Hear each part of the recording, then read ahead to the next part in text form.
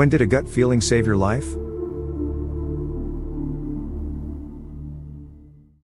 I was a young, naive freshman in college and had basically no experience talking to boys.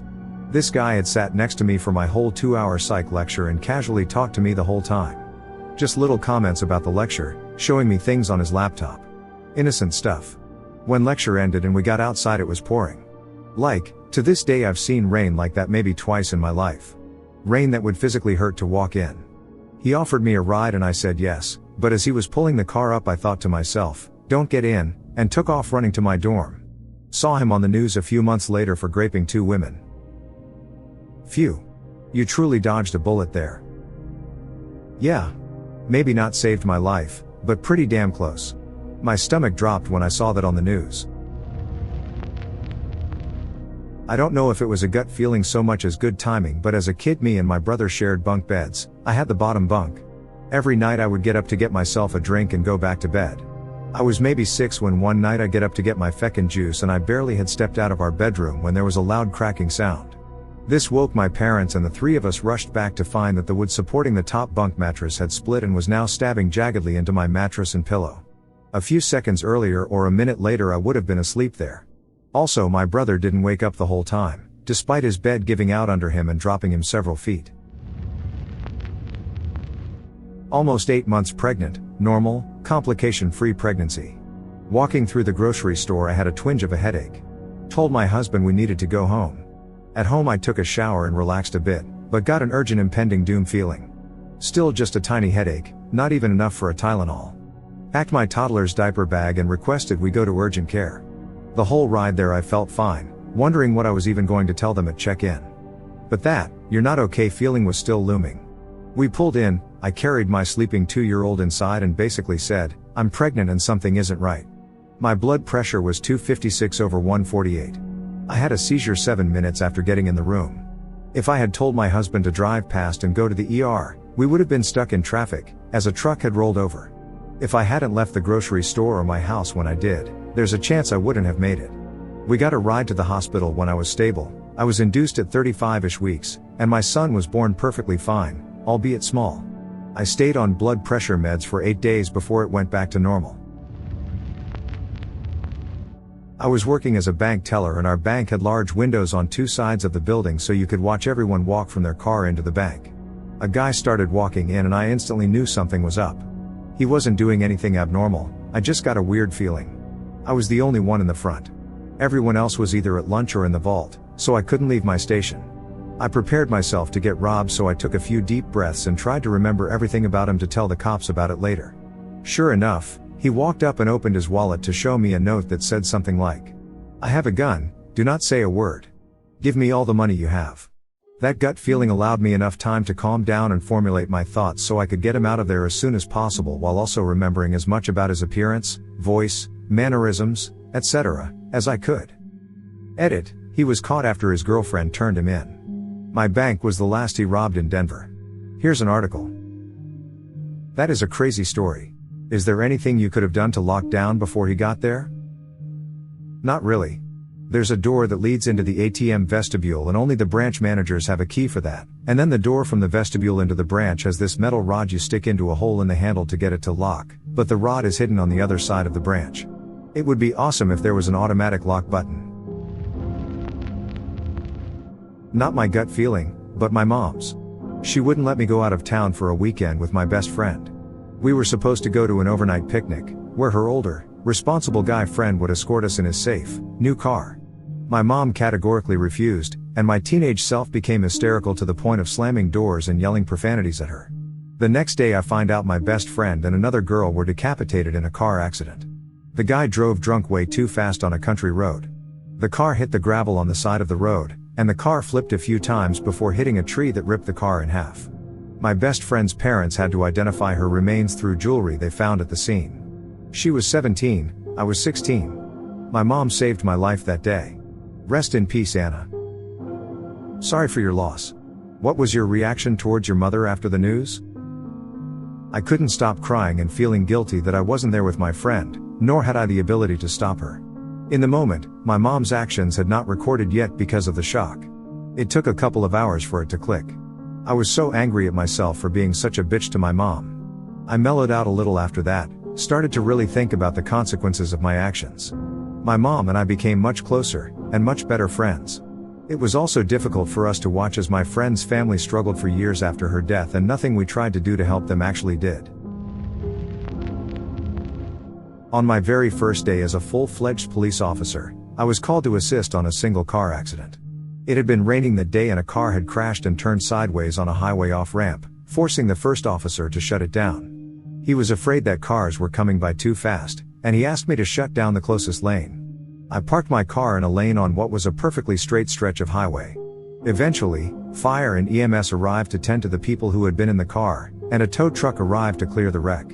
There were 5 vehicles with flashing lights on this straight stretch of highway at night. I was also wearing a full-length high-visibility raincoat with reflectors on it. I felt pretty comfortable standing near the center lane, so I wasn't paying attention to oncoming traffic, but I suddenly got the feeling that I should stand closer to my unit.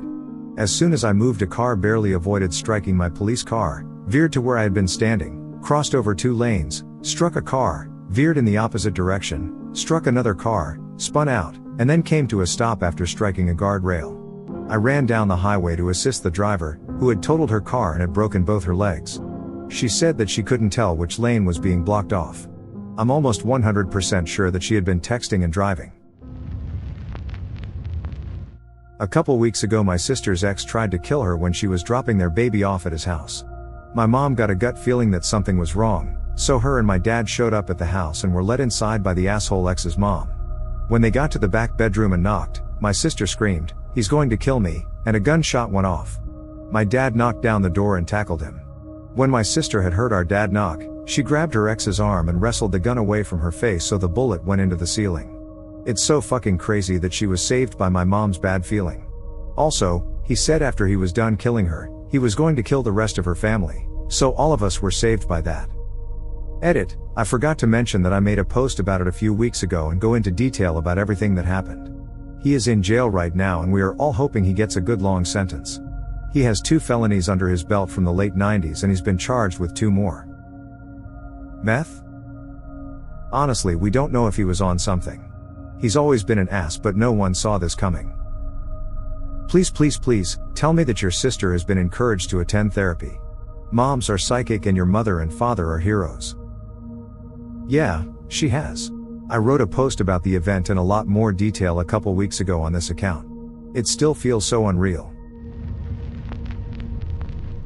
Didn't save my life, but definitely saved me from seeing something pretty terrible. There was one New Year's near the end of my high school that I spent with 2 of my closest friends at the time. We went to the one's house and we were all going to sleep over there. The night was a bit weird, but I just remembered feeling completely off and anxious that night. I didn't understand why, but I had this intense need to just go home. It was so intense I wanted to cry and ask someone there to just take me home. My friends thought I was being a flake, but I needed out of there badly. A few days later I found out from the one friend that the other's dad had hit her and thrown her against a cupboard that same night, maybe 2 hours or so after I left. I don't know the details of what happened, but it was a mess for days in that household and I was happy I missed all of that. My anxiety could have been a coincidence, but it was weird how it all worked out. Damn, what happened to your friend who got hit by her dad? Were the police called on him, or did she just get out of that situation? As far as I know, it was a once-off and I don't know the full story. But he died a year or so later. Her whole family was a lot more dysfunctional than average, sadly. She's quite fucked up emotionally from it. Not me, but a family member. During 9/11 they worked at an office job on one of the mid-level floors, pretty high up still, of the second tower hit. After the plane hit the first tower, the office workers were told to evacuate the building, I guess in case of the other building collapsing or fire hazards. After a short moment, the company ordered the workers to go back up because nothing else was happening, and they needed to make that dash. While most all of them went up, my family member stayed below because they had a gut feeling something bad was going to happen. A lot of their friends and co-workers didn't make it since their office was so high up when the plane hit. 15-ish years ago, I'm 17. Suddenly and for no apparent reason I feel abject terror on a demolition site. Without warning I dive to my left and tackle my boss out of the way. I didn't see anything. I didn't hear anything. Not until the 3-ton wrecking ball landed exactly where we were just standing. I still have an open invitation to dinner with him and his family. Great that you acted on how you felt. Can you elaborate? I always assume I'd ignore the feel as to not tackle, or someone when actually nothing is happening. I wish I could word it better. I was suddenly terrified, there was no thought involved. There was no thought to tackle him. I didn't think, get the boss out of the way or anything, I just did it. It was total and complete fear, reaction, and instinct. Being older now, looking back, I'm assuming my brain picked up on something, but I still don't know what. This is some straight up Final Destination shit, I swear.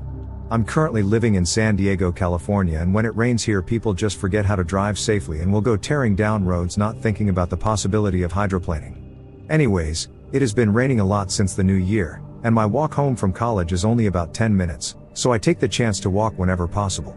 After my evening class the roads were still wet, but it was a bit sunny and wasn't raining, only the roads were wet.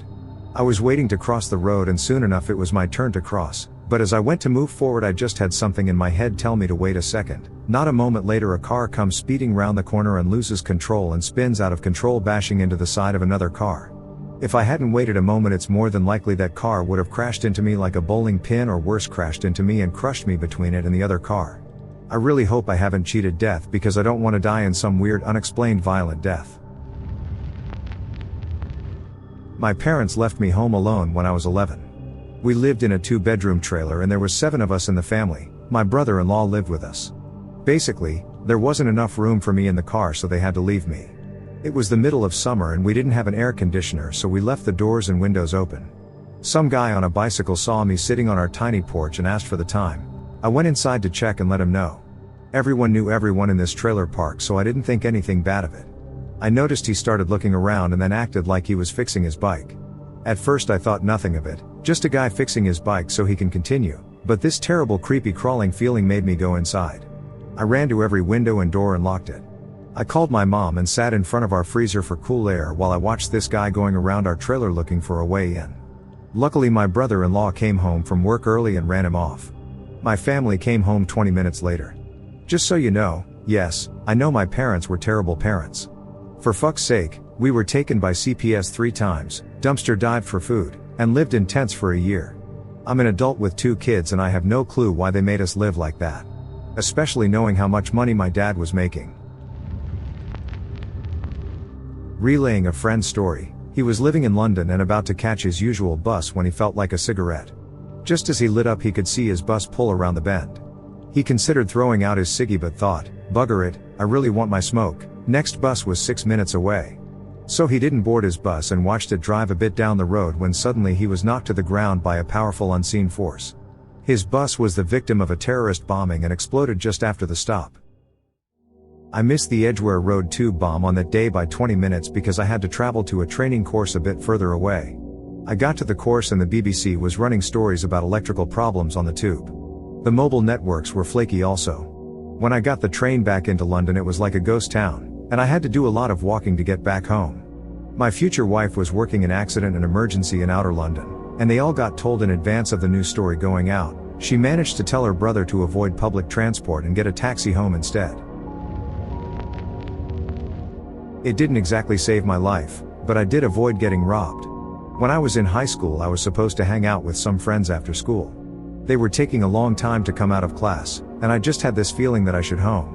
I tried to message them, but didn't get a reply, so I went home. Later that day I heard from one of them that a group of guys came up to them as they exited the school and asked for their phones and money.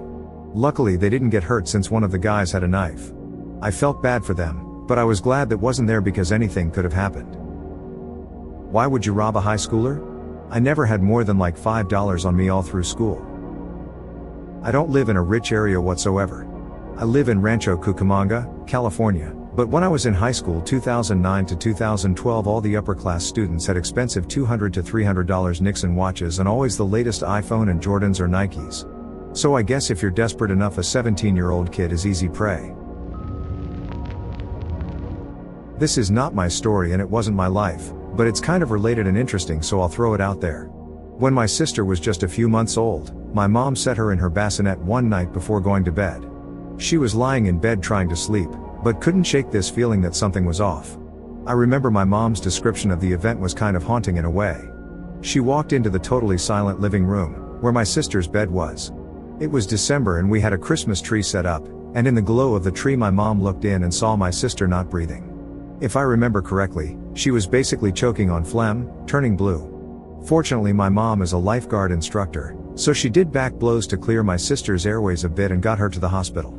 I don't know what it was that my sister had exactly, but she was horribly congested and had a fever, and it set on very quickly. The doctors got her fixed up, and she's alive and well to this day, but it's horrible to think what might have happened if not for my mom's instincts that night. It was Christmas Day. I'm driving to my parents at 6 a.m. It's extremely dark out, when I see a horrible accident in front of me taking up the two right lanes. Both vehicles don't have their hazard lights on. I pull in front of them, switch my hazard lights on, and get out of my car on the freeway hoping I can help them and make sure they're okay. I'm walking toward the first driver, 18 or 19, who has blood all over him. He asks me to help him talk to 911 because he spoke broken English. Then I go to the second driver, 60s, and see if he's okay, who just blames me for the accident. I just responded I didn't do it. The operator then tells me to get everyone on the side of the freeway, which is only 2 to 3 feet from the slowest lane. Suddenly I have this gut feeling to look to my left, and as I do, I see a SUV racing toward us and I suddenly realize he's not going to stop and he's about to hit the first vehicle. The rest happened within a few seconds. The only thing I can think of is get out of the way, and the only way was to go backwards.